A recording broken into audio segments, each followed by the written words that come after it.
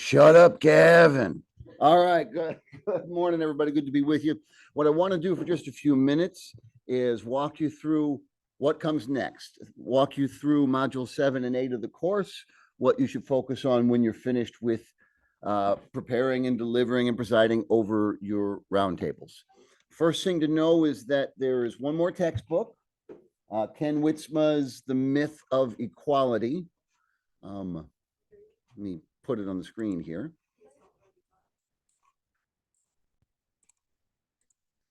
Ken Witzma's Myth of Equality, Uncovering the Roots of Injustice and Prejudice. You'll be reading from that. So Gavin says he looks like me. Yes, you can always, I was going to say you can always trust a white guy with a shaved head. That is not true. That is not true. A white guy with a beard and a shaved head, you can always trust. Well, you think that's going to be the one that's pretty lame. If I'm going to get canceled, it's pretty lame to be canceled over that. Yes, yes. And I don't trust you, so I guess I've just overthrown my own thing. So module 7 and 8, you will be reading from that textbook. There are PDF copies of the book on Schoology. They were sold out back in August when we were ordering textbooks, so I don't have extra physical copies. I do recommend that you go on Amazon and purchase yourself one. Your experience will be better. Let's take a look at the syllabus and see what module 7 is all about. Black bar, and then video. I don't know if you remember me saying this a million times before, like humanities alumni, but this black box that is covering up everything I need, people watching can't see it, so they think I'm insane. Yeah. Shut up, Gavin. I feel like we've been over this. Okay, so module 7 is a 3-week module. Oh my goodness, that's not accurate. It's a lot longer than that. 3-week module is what I said anyway, beginning April 17th. There will be some overlap. So we'll start module 7, and there still will be a couple of roundtable presentations in the middle of module 7, though those roundtable grades will still be module 6 grades. The readings for module 7, chapter 16 of Scott Ray. By now, all of you know Scott Ray. And chapters 1 through 4 from Ken Witzma. All of this is in the syllabus. You have access to it. You have had access to this the entire time you've been with us. And there are 2 additional articles to read: Open Borders in the Conservative Tradition and Melting Pot or Civil War. So the theme of module 7, it's going to start off talking more specifically about immigration, and then it's going to move into racial issues on a wider scale. And the theme of racial issues will cross into module 8, where we'll also talk about the culture war hot button issues of the day, the controversies over critical race theory, wokeism, all the stuff we're not allowed to talk about in high school classes in Florida because this is not a high school class. One thing to know about module 7, it's not designed to crush and cripple you with the amount of work, but it does have the heaviest reading load and the heaviest assignment load of all the regular modules. So module 7, there's a written reflection. Let's take a look at what that's all about. You have 2 options for the written reflection for module 7. Option 1, you choose a partner. Each partner will compose an essay of 5 to 7 paragraphs, critically reflecting on 2 or more of the assigned readings. Especially interesting will be areas of whole or partial disagreement with the readings. Partners will exchange essays and write a 3-paragraph response to one another's essay. Partners will then compose a final response to one another. You'll notice I've not put a specification on the length of that final response. Say what you have to say and say it well. The entire exchange, the back and forth, will be submitted all at once before the due date. The due date for module 7 work is May 6th. Am I right about that? I am right about that, May 6th. That's option 1. Option 2, in a group of 2 to 4 students, create a video critically reflecting on 2 or more of the assigned readings. Focus especially on areas of whole or partial disagreement with the readings. Dialogue partners should engage meaningfully with one another, and the video should be at least 5 minutes for each participant. So for the Module 7 reflection assignment, both options require you working with at least one other person. So this one is all about dialogue. If you want to go the video route, you can work with a group of up to 4. Naya's got a question. Come ask it closer to the microphone so the folks who attend class at random can also benefit from your wisdom. So we're engaging with both articles or readings, not just one. Yes. So of the 4 readings, you must speak about at least 2 of them. You could speak about 3 of them. You could speak about all 4 of them. But at least 2. Any other questions? Jordan, you got to ask your question by the mic, so my answer has some context. Jordan, ladies and gentlemen. When does Module 7 officially begin? April 17th. April 17th. Okay, so that's the Module 7 reflection. Any additional questions on that? Okay. There is a reading quiz for Module 7. All 4 of the readings are included on the quiz. It's already available, but remember, you get such a long break from turning in stuff that you might have forgotten. You only get 1 stab at the reading quizzes, so don't try to preview the quiz. Like all the other quizzes, it's got a time limit of 2 minutes per question, but how you divide that time up is up to you. So it's got a 60-minute time limit. It is a 30-question quiz. It's the longest of the reading quiz, but it is multiple choice, true, false, like the other. So if you were running that experiment in the first portion of the semester, let's see if I can be successful without doing the readings. By now you have learned, I hope you've learned, you cannot. So please don't open the quiz until you've done the readings, but it is an open book quiz. The 60-minute time limit is plenty of time to remind yourself about something that you read. It's not going to be enough time to go hunting and pecking for terms in something that you're trying to pretend that you've read. So please don't attempt to take a quiz over something you haven't read. Okay. There's an additional assignment that falls in between Module 7 and the final project. It won't be difficult for you to do because you've already done one. Remember the model for moral decision-making activity from earlier in the course, the case studies? Well, in this assignment, you're going to do 2 more case studies, okay? Analyze 2 ethical dilemma scenarios using Ray's 7-step model for ethical decision-making in order to determine the appropriate action to take. One scenario, one of the 2, must be from the 2 death penalty cases that are listed that are given to you in the instructions. So you choose one of these scenarios, and then your second scenario can be anything. Your second scenario can be created by you. It can be taken from, I attach an article that gives a bunch of ethical dilemmas. It can be taken from there. It can be found online in a book or an original creation of your own.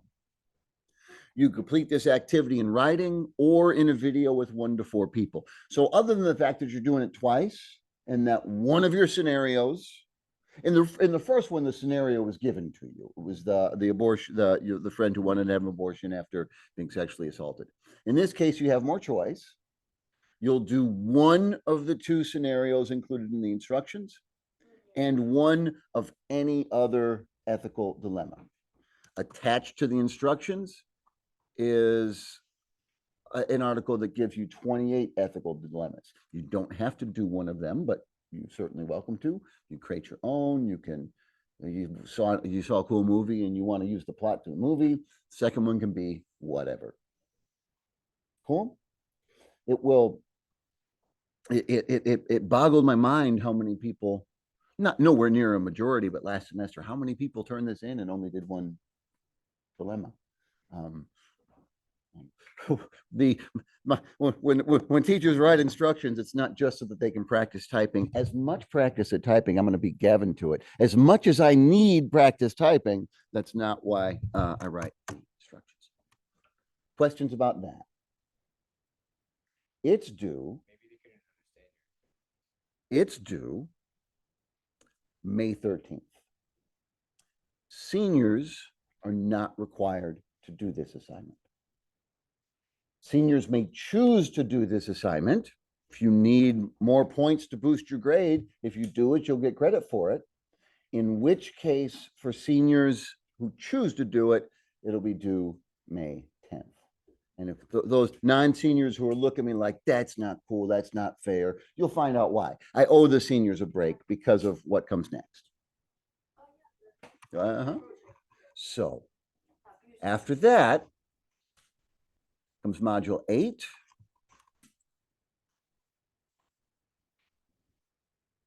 The readings for module 8 are chapter 5 through 11.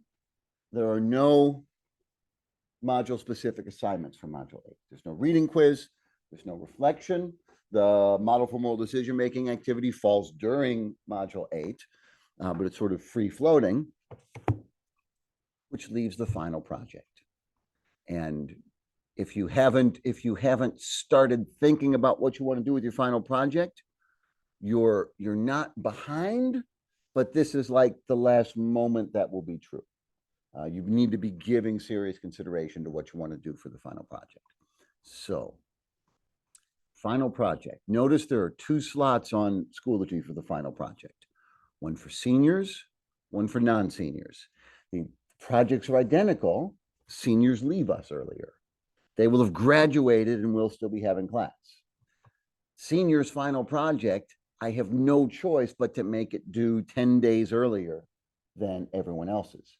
And that is why I'm allowing them to skip that other assignment. So seniors, your final project is due Friday, May 10th. There is no opportunity for me to accept it late at all. Great. These are not quick grades. You know, it's not like I'm grading. This is not a 5-question multiple choice test. That's not one of the final project options. And my time to get your final grades in for your high school credit is intensely limited.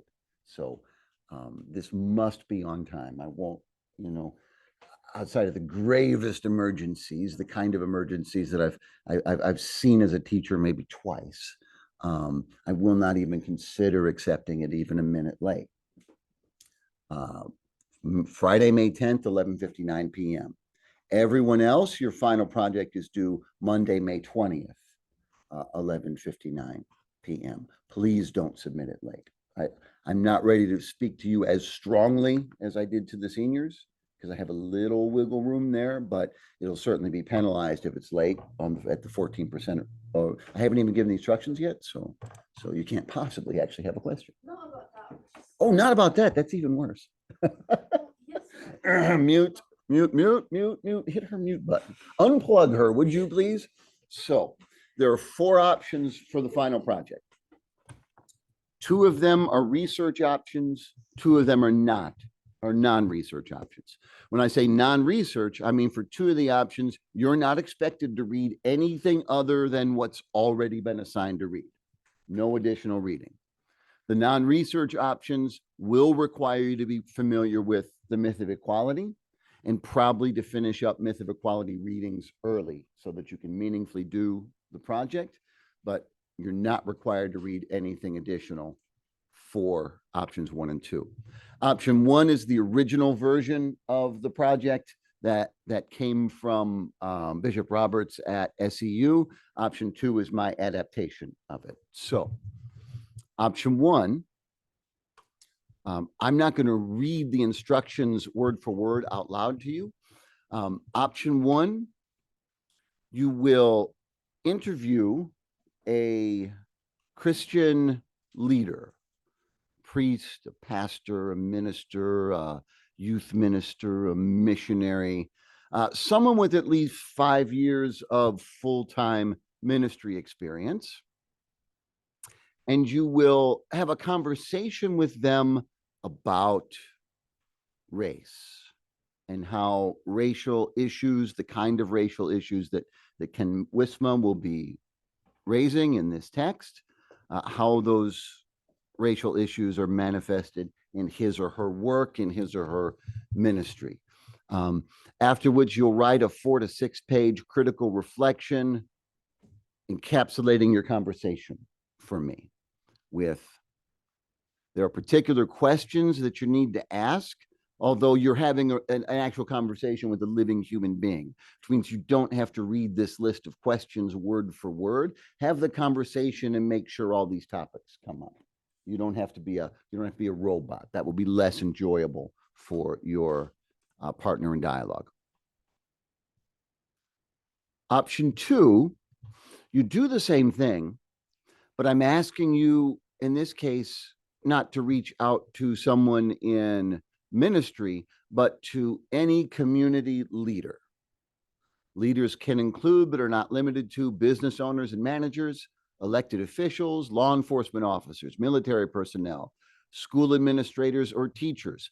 For the sake of fairness, I'm not making myself available for this one. Lawyers, non-Christian religious leaders, because Christian religious leaders have their own category. So if you want to speak to a rabbi, an imam,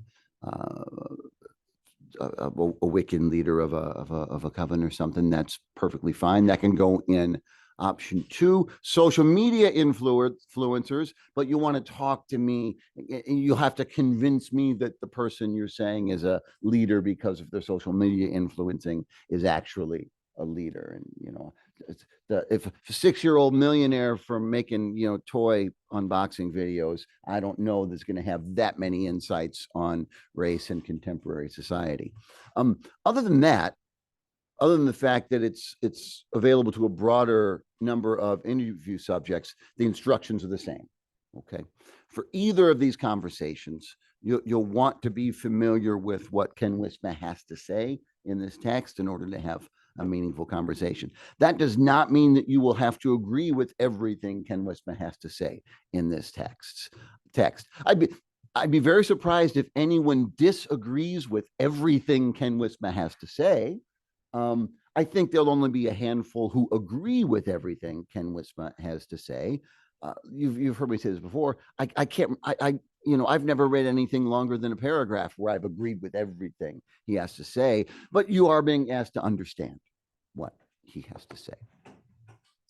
Options 3 and 4 are the research options. Option 3 is a research paper. Choose a topic related to ethics that has not been covered in depth in the course. It could be a particular ethical issue, an ethical system, an historical or still living ethicist, ethics according to a religion other than Christianity, etc. Topics must be approved by the instructor. Conduct research on your topic. Compose a research paper of 5 to 7 pages double-spaced in MLA format, or in even better, so I'll accept MLA format because that's what I wrote. I actually prefer Chicago style format, and I've provided you sample papers of both to see how, and rubrics for both. At least 6 sources must be cited. At least 1 source must be peer reviewed. Wikipedia pages count as 1/4 of 1 source, and a total of 4 Wikipedia pages maximum may be counted toward your 6 sources, which is still, from compared to any college professor I ever had, is still generous. I'm not anti-Wikipedia. Of course, that's where you should start. That's where you should start to get a rough idea and to find more credible sources. This is almost certainly the last college course where you'll be allowed to cite Wikipedia at all. You can use 100,000 Wikipedia pages, but only 4 of them will count towards your quota, and those 4 will only count as 1 source. Option 4, a symposium, a class discussion. Conduct research as described in option 3. Present your findings to the class in an interactive symposium of at least 30 minutes and up to 1 full class period. Think of it, now that we've been running the roundtables and you've seen them, think of a symposium in here as a 1-man or 1-woman roundtable. All right. And let's see, symposium date will be scheduled in consultation with me. All PowerPoints, video links, etc., must be submitted 1 day before the symposium. one school day before the symposium, right? If you send it to me the night before when I'm at home, the whole goal of sending it ahead of time is to make sure, for like 5 years, I've never been able to get students to grasp this, is to make sure that everything works on this computer that we'll actually be using. Me being able to open your PowerPoint and your video links from my computer at home is of no value because I'm not having y'all over for the symposium. Unless y'all are bringing pizza, like lots of pizza, like lots of pizza. Gavin's from afar, from a distance, but from Gavin actually has seen where I live, so he knows what he's talking about when he says, thank God. Include a bibliography of sources in MLA or Chicago style format, submitted no later than the day of symposium. Except in the gravest of emergencies, remember this is also the policy for the roundtables, except in the gravest of emergencies, no call, no show on symposium day will result in a score of 0. That's no call, no show. You're sick, you're not going to get a 0 unless you don't notify me. For help in finding a research topic, consult the anthologies in the textbook folder, and I've attached an article called 80 Ethical Questions. I've also made a Schoology post just today. For those watching the video, today is March 27th, 2024. Some suggested topics. What I included in the post, the only thing new is ethics of war and peace in general and the Israel-Palestine conflict. Everything else listed in there are just roundtable topics that didn't get picked. So like we're doing abortion in second period, third period isn't. Someone wants to give a presentation on that, that'd be very welcome, that kind of stuff. Okay, Naya's got first dibs on a question because she was going to ask me a question before I even got started. I got to hear you. This guy.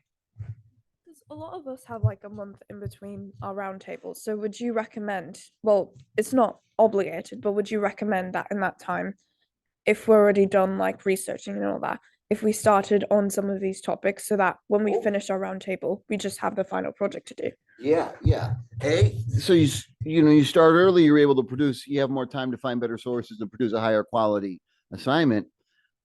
B, who wants to be, especially seniors, who wants to be doing this kind of stuff in May of your senior year or in May at all? But I mean, y'all ain't experienced lazy till you've been a senior in May. So, spare yourself the misery, knock it out.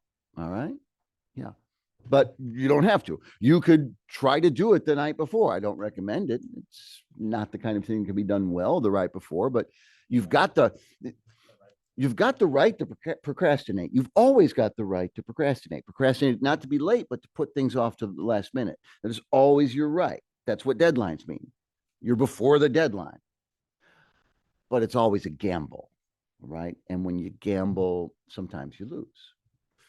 When you've put it off to the last minute and then the internet goes out at your home and it's 11:58 on the due date, you've gambled, you've lost. Other questions about final project or anything else in here? Okay. If you need help thinking about topics, come talk to me, but I've given you 80 suggestions there and 5 or 6 more in a Schoology post. If you're thinking of going the symposium route, let me know sooner rather than later so we can get you scheduled because times are limited. If you're considering asking for permission to team up with somebody else, I do allow that case by case, but you do have to talk to me, and I'm more inclined to allow that for a symposium than a paper. If you decide you want to step forward and tackle something like Israel Palestine with 3 other people, we can just make it one more roundtable, and that can be your final project. But y'all do y'all. That's all I need from you for today. Rest of the time is yours. Shut up, Naya.